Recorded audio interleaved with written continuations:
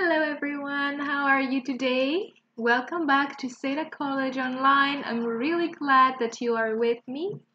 And please keep coming to our lessons. It's a really good opportunity for you to improve your English.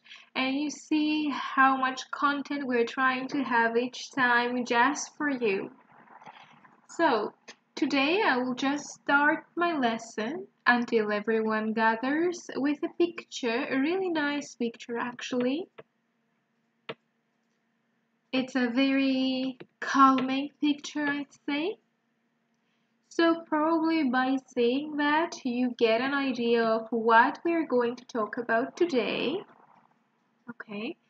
And I don't know if we have travel fans or people who don't like traveling so much, but I think a vast majority have really positive feelings about traveling generally. So, this is my first question for you, and I want you to write your answers in the chats, in the live chat, or in the comment section. How do you feel about air travel? Tell me your general feeling and why. Maybe if some doesn't like air travel, it's because you had a negative experience at some point. If you love it, probably you can write about a specific moment that you remember.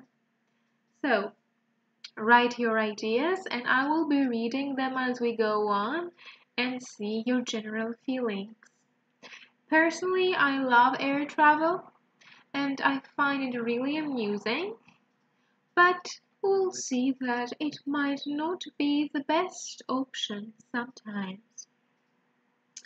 So, are you ready to get started? Let's go. The first thing that we're gonna do today is see if you remember some basic vocabulary related to air travel.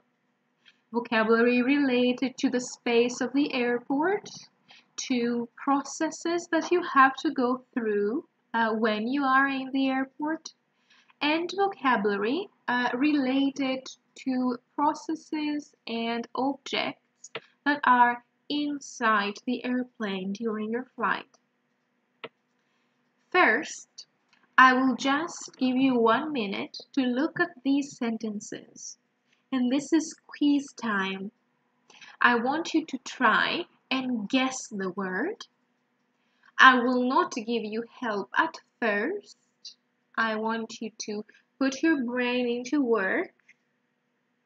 But during our second stage, I will also give you some options to match and see if you thought about them.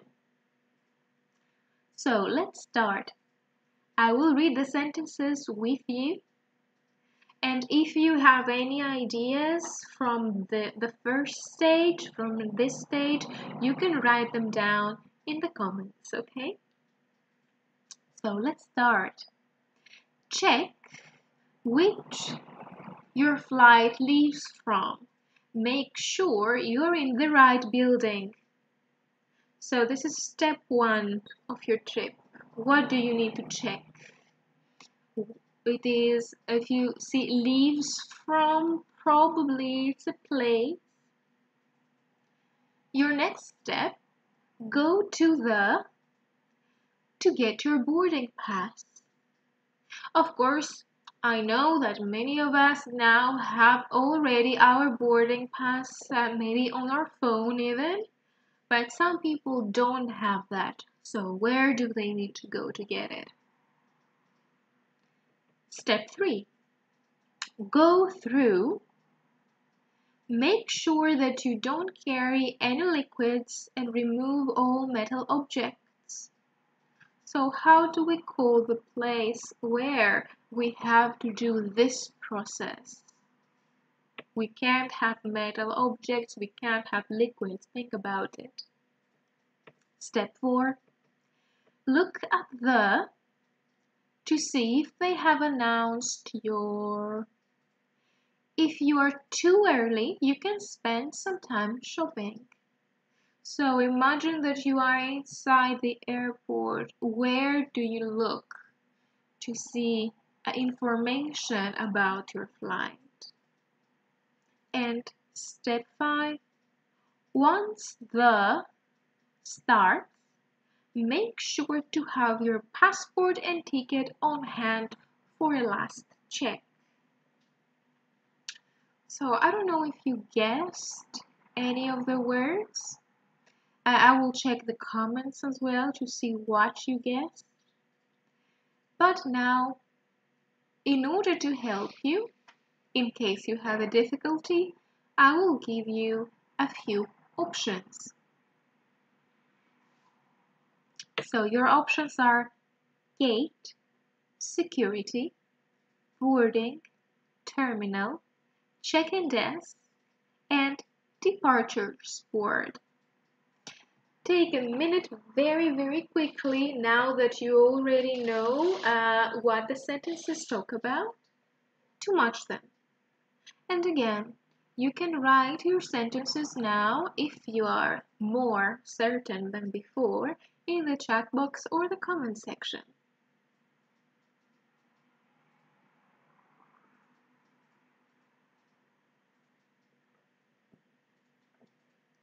Let's go through it together. So in number 1, of course, we need to know the terminal, which terminal your flight leaves from. If you go to the wrong building, you might have a problem, especially if you are a bit late. Go to the check-in desk for your boarding pass. Go through security. Of course, security is a very important step if you're traveling by airplane, and a very annoying step sometimes. Look at the departures board. So if you look at the departures board, you can see the name of your flight, the destination, and of course you can see the gate that your flight leaves from. And once the boarding starts, remember to have on hand your passport and boarding pass. Okay, so now we'll do the same with a few more words, and if you have any questions about the words that we just saw, please write in the comments and I will answer everything.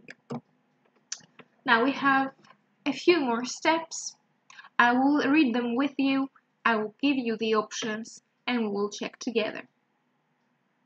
Step 6. Place your luggage in the... Keep your jacket or any hand luggage under your seat. So now we are inside the airplane. Where do you place your luggage? Step 7. Pay attention to the flight attendants when they are doing the... Remove your headphones or earphones. Now many people don't pay attention during this process. Do you know how this process is called? Step 8. Make sure that your seatbelt is fastened before the airplane starts speeding on the, how do we call the surface where the airplane is and starts speeding on. Step 9. After the plane lands, you can retrieve your luggage from the... Think about it. Where do you go to get your luggage back? Step 10. You don't have to worry about the if you don't carry something illegal or taxable in your luggage. Of course, we discourage everyone to carry illegal things in their luggage, but you never know. I don't know if you had any ideas while we were reading, but in order to help you, I will give you the options now. Customs, runway, overhead compartment, baggage claim, safety demonstration. And as you do the matching, I just have one note for you. The pronunciation of the first word has the sound a, ka, customs. And we'll see what it means in a minute if you're not sure.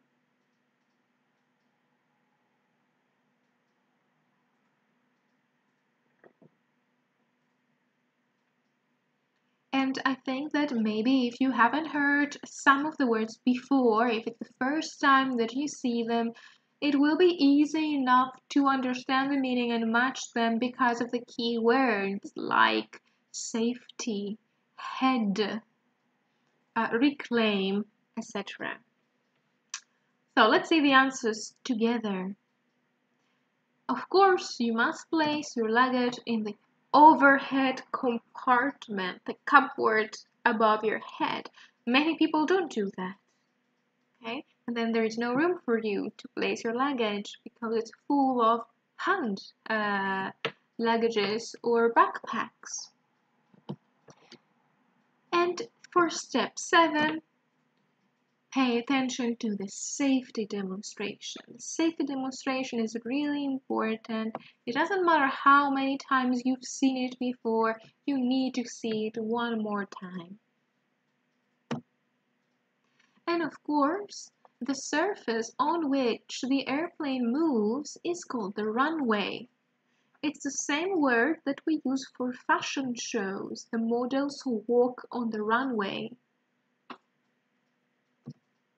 In number 9, we have the baggage reclaim. You reclaim your luggage, you get it back. And the last one is the customs. Now, many people have a confusion between the word security and customs. Security is something that everyone has to go through when you are in the airport, but you go through the customs only if you have to declare that you are bringing in a taxable object, or if security catches you and they find something illegal in your bags, right? And again, remember, if you have any questions, ask me. And talking about airplanes, of course, we cannot not talk about flight attendants. And sometimes, actually, flight attendants are widely ignored in this topic. And here, I have the title of an article from the Business Insider. It's Flight Attendants Reveal the Most Annoying Things Passengers Do During Flights. So before I continue, can you guess which are these really, really annoying things? Imagine that you are a flight attendant.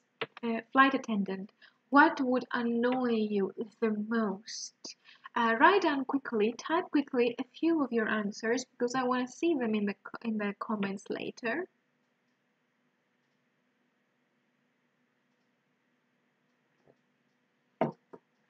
And I just hope that you just know what these things are because you've seen other people doing it. I hope you are not one of the annoying people. So, first, I will do a scanning exercise. I will move through the slides really, really fast. Each slide has one annoying thing. So I want you to pay attention to the title, okay? I will go through them a few times, but focus on scanning. Are you ready? Okay. Remember, you're looking only at the title.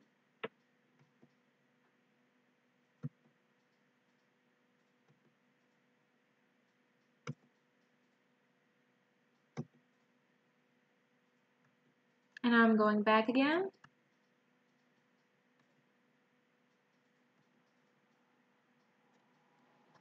Okay. Now, if you saw them, you can choose the most annoying according to your opinion and write it down in the comments. And we will take a look together to read, and I want you to write your opinion while we are reading. Write your thoughts in the comments, okay? What do you think about the specific case? Or which one of all these you think is the most, the less, the least annoying, etc. So let's take a look at not obeying the seatbelt light. I think the biggest one for me is when people don't take the seatbelt sign seriously, a United Airlines flight attendant said. It's one thing for a grown woman or a grown man to stand up, and you've got to do what you've got to do if you've got to go to the bathroom or something. But a lot of times it will be pretty bumpy, and they let their 2-year-old or their 4-year-old just stand up and wander around the aircraft. That to me is not okay. Not only you are not listening, but you're putting your kid at risk. So, what are your thoughts about this one? And you see that I have underlined a few words here. I don't know if you've seen them before. If you are not familiar with them, bumpy means that it's not smooth. So in this case, there is a lot of turbulence. The airplane moves up and down. And wander, I think you may have seen it before. It means to walk around without really having a destination. You're just walking around, which happens really often when you are inside an airplane. Let's go to the second one. Leaving a huge mess. Now, I may not be a flight attendant, but this is something that really annoys me as well. So try not to leave a mess. If you eat or drink, if you have trash, garbage that the flight attendant has not collected yet, just put them in your bag. So let's read. A flight attendant from Worldwide Jet, which charters private aircraft, said the most annoying thing passengers do is leave a big mess for her to clean up, which means during a little fewer than half of the flights she works. It's like they leave here and then they just leave, and I clean it up, she said. So what are your thoughts about this one? And I think the vocabulary here is more or less fine, but if there is something you want me to explain, go ahead. Hitting the call button for no reason. I don't know if this happens as a game or because people are weird, but it's not the best thing you could do. So, a PMO Airlines flight attendant said it's annoying when passengers hit the flight attendant call button without having a good reason, especially when you're busy, she said. You're busy doing something and you've already talked to them 6 times about their connection. So please don't do that. Remember that flight attendants are really, really busy during the flight. They don't have time for no good reason attention. And, of course, something that happens a lot, underestimating the importance of a flight attendant's job. What they say about that. We are primarily trained in safety and hospitality comes after that, an Alaska Airlines flight attendant said. I think the most annoying thing is passengers thinking that we're literally just waitresses. Flight attendants are trained to handle situations like fires, intoxicated passengers, bomb threats, and medical emergencies, she said. So guys, flight attendants are not just your waitresses. They are trained to do much more than that, much more serious work than that, so you need to treat them accordingly. I have underlined, you see here 2 words, handle and intoxicated. If you know a few synonyms of handle, you can write them for me in the comments. Okay, one synonym is to deal with, but there are many more. So if you know another synonym of handle, please write it down. And intoxicated. Intoxicated means, describes a person who has had some kind of substance abuse. For example, if you have drunk a lot of alcohol, if you have taken drugs, you are intoxicated. Alright guys, so we have one last and very short annoying thing, short but important. Don't catch flight attendants to get their attention. The most annoying thing passengers do is poke me instead of maybe using their call light, an American Airlines flight attendant said. And if you don't know what poking is when you use your hand or your finger, you do that to a person, you poke them, and it's not nice. Alright, so do you have any questions, guys? Please feel free to tell me, write all the questions you've got, and I will answer everything.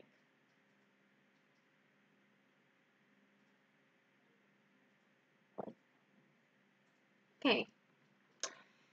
And of course, if you want to take a look at the full article, because this is just part of the article, I will go back to the title for you.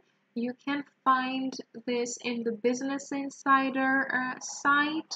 Okay, United, Delta, and American Airline flight attendants reveal the most annoying things passengers do during flights. So, the next thing we're gonna do is related to a little bit of grammar, but I'm not going to reveal what structures we're going to discuss yet. So I want you to take a minute, take a quick look throughout the sentences, 6 sentences, and tell me in the comments which is the structure that we're going to talk about today. I think it's not very difficult to find it. Okay. Something that you can see in most of the sentences.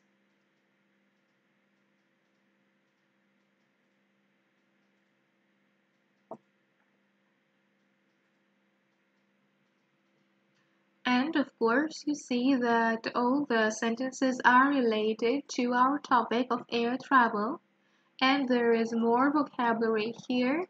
If there is something that you don't remember, go ahead and tell me.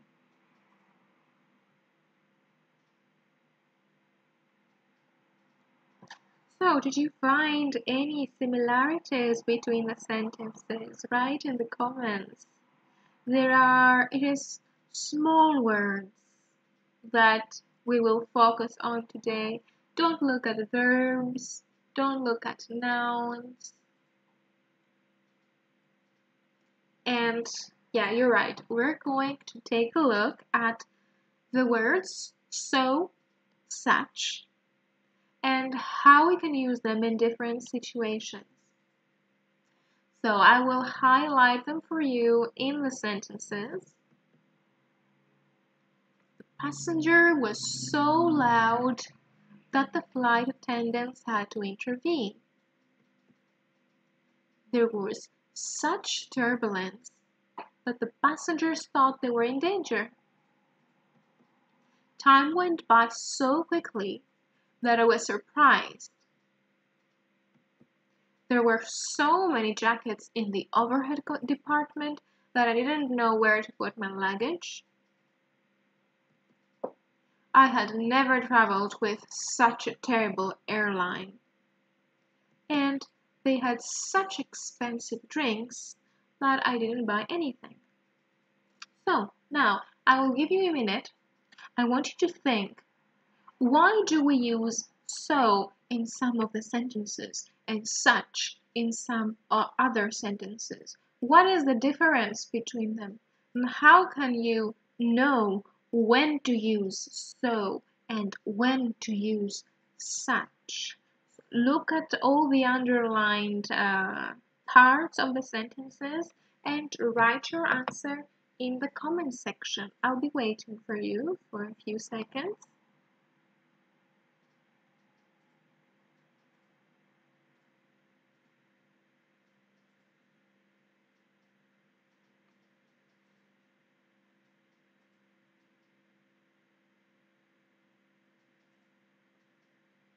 Any ideas yet? I want you to look mostly at the words that come after so or after such. This is the key.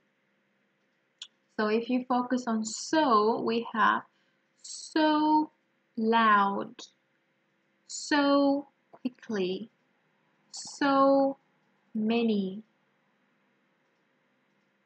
If you look at such, on the other hand, we have such turbulence, such a terrible airline, such expensive drinks. And for my pronunciation, I don't know if you paid attention to the words that I stressed, like such terrible airline, such expensive drinks. So here is what we focus on. So is followed by adjectives or adverbs. So loud, so quickly, etc. Such is followed by nouns, such turbulence. Or if you have a singular noun, you can also use the article a or n. Okay. Such a terrible airline. And of course, if you have so many and so much, you already have your adjective there for you, so you can continue with the noun. So many jackets, so much noise. Now, let's see if you got that. And if you still have questions, please write them in the comments, okay? I want you to take a look at the sentences. I will go back again, okay? At the sentences we saw and try to write your own sentences. So, one sentence with so plus adjective, one sentence with such plus noun, one sentence with so many, so much plus noun. Alright? I will go back so that you can see my examples and get ideas, and post your answers in the live chat and in the comment section. You don't have to write something really long. It's fine as long as you use our keywords here.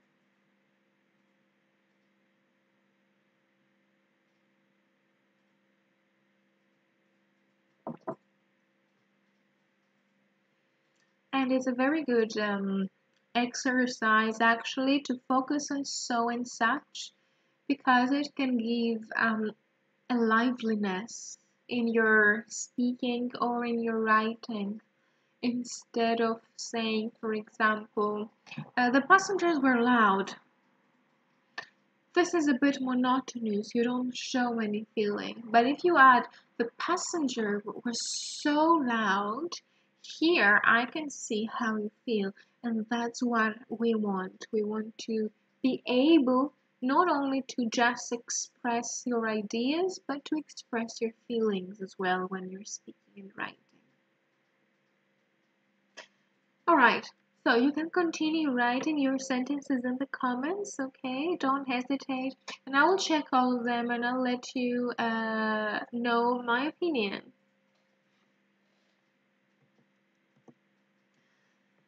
The next part that we're going to focus on is a debate. It's from The Guardian. The title is, Are Budget Airlines Bad for Us? So, what I want you to do is listen carefully to this debate and try to write down the ideas of the two people who debate. One of them is against planes and kind of supports train travel. The other one supports air travel with budget airlines. So if you have a pen or a paper, you can draw like two separate columns and write the first person's ideas and the second person's ideas. Or if you don't want to use pen and paper, you can just write whatever you hear straight on the chat box. Are you ready, guys? Let's start.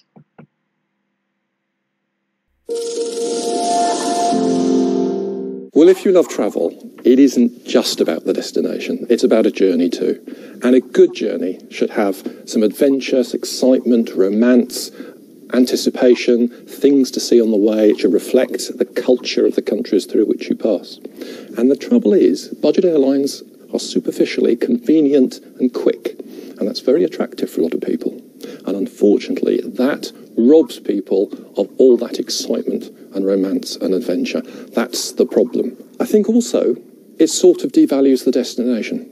And the way most human beings are put together, the human creature, if you have to put in a bit of effort, you appreciate something more. If it's handed to you on a plate, you don't appreciate it. I've never been to Istanbul by air. I've always travelled 2,000 miles, 3 nights across Europe. And to me, Istanbul is a romantic city on the very edge of Europe where East meets West. If you hopped on a plane at Luton, 3 hours, you're in Istanbul. 3 hours from Luton, that pretty much puts it just the other side of Dunstable, doesn't it? And it just doesn't have the same cachet. Well, Mark, I can't disagree with a lot of that at all. I totally agree that the journey is the romance. But having said that, these are the kind of objections people made to the train just 100, 200 years ago. People thought the workers of Manchester shouldn't just get to the beach in an hour, otherwise they'd never love the seaside. So I think absolutely, if I had the time and the money, I would absolutely love to spend my holidays travelling across Europe by train, pootling across the continent, enjoying every stop, seeing every station. But as it is, the world we live in now, people have a few weeks holiday a year, they don't have the money to spend on a train ticket that might cost many hundreds of pounds to get to such a far-flung destination as Istanbul. I agree, you make the choice, but for most people, it's a week away, and if you can get there for a fraction of the price on Ryanair, that's the choice we have to make. Well, I think there's a difference between shortening and easing the journey, which train did in the 19th century, and eliminating the journey altogether, apart from a rather stressful, disjointed journey that the aeroplane journey is. The trains, you still experience a journey. With a plane, it's stripped away, and you are robbed of all that extra interest.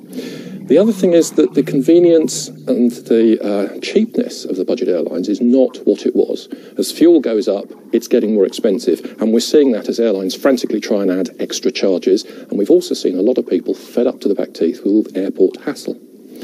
So the other side of this is that if you give up taking your budget flight and look for alternatives, you'll find them cheaper and faster than you'd expect. I can leave London at 9:15 in the morning, a very civilised time after breakfast, right from the middle of London, St Pancras Station. I can have lunch in Paris, and I can be on a high-speed TGV speeding across the French Alps to Turin and Milan, arriving the same day. Again, for those of us who live in London, brilliant. Eurostar is a brilliant alternative to flying, but lots of people don't live anywhere near London too. They have to take a much further journey by plane just to get to the continent, and that's the kind of thing that budget airlines have opened up. Some of the objections you've raised, it's true that Ryanair and co have made flying a much nastier experience on one level, but on the other hand, you still have this thing of the journey. You're still above the clouds. You still can look out the window and see the world around you. The excitement and the romance maybe isn't what it was, but once upon a time, flying was the equivalent of a 5-star hotel in the sky. It excluded a huge section of the population from seeing the world around them. Now we all have the chance to find these new places, from Aarhus to SEDA, loads of places whose name we don't know how to pronounce, and that's open to everybody now, and that's really what budget airlines have brought. Well, I think you've hit a good point. There was a time, perhaps, back in the 60s when flying was glamorous. And what I'm told by travellers now is that it's anything but glamorous. In fact, it's almost the other way around. It's now the hoi polloi who are herded along, almost infantilised, treated like children, herded onto airliners and told to sit down, belt up, do what you're told. No, you can't take a bottle of wine because that's not allowed. You have to do this, you have to do that. And it's the more thoughtful person who takes their time and makes a leisurely journey by Eurostar and high-speed train across Europe to their destination and arrives much more relaxed, having seen something at ground level on the way. None of us could disagree that that would be the ideal, but I think, again, I come back to my point, in the world we live in today, that budget airlines have made at least some of that experience, if not all the fun and all the glamour, some of that experience accessible to more people than ever before. And for that, we should thank Michael O'Leary, even if he does make our lives a little bit hellish at the airport. People often say that the train is too slow and too expensive. Well, the trains now go at 200 miles an hour, which isn't too fast to see the countryside. Paris is only 2.25 hours away from London, so it's faster than a lot of people think. And it's also cheaper. Paris, £39, Paris to Turin or Milan from €29. So I think it's important that people look to these alternatives and just say, I'm actually going to have a nicer experience, a more relaxed experience, if you avoid that budget airliner hassle and stay on the ground. Right, I hope you enjoyed the debate, and let me know as well who convinced you. What are you going to try next time when you plan a trip? Are you going to try trains or planes? And I hope you also listened to the main points that they made. I know it is fast and it's not maybe possible to hear exactly every word that they're saying, but it's very possible to listen to their main ideas, main nouns, main adjectives that they used. So let's see what they talked about. The first debater talked about people who are robbed of the excitement of the journey and the romance of the journey, and the destination is devalued if it's something that is so close that it doesn't seem exotic or far away anymore. And another point is that budget airlines are actually quite expensive nowadays with all these extras that you need to pay. And cheaper alternatives can be found. There can be cheap trains that you can take and do a very nice trip. And of course, his last point was that traveling by plane is actually the opposite of glamorous in that case. And the other side argues that budget airlines are fast, less time consuming, they can be more affordable, it doesn't exclude people, and it ensures accessibility to so many faraway places. And I just want you to pay attention to the way they were expressing their feelings and the way that they were using facial expressions while they were talking. The first speaker talked about the convenience of budget airlines, and usually convenience is something really, really good. But you see, in the way that he says it, he makes it sound bad. He makes it sound negative. Okay, so I link that to what I said before with so and such, expressing your feelings. So this is the end of our class today. And while I'm doing the recap, if you have any questions, you can still write them in the live chat and in the comment section. So what did we see today? We saw vocabulary about air travel, maybe things that you knew already, but things that you were unfamiliar with as well. We did some reading. We focused mostly on predicting and scheming, grammar in relation to so, such, that, how to make your sentences stronger, expressing stronger feelings with so and such. And of course, we wrote sentences with so and such. And don't forget our debate, which was a very, very good listening practice for you.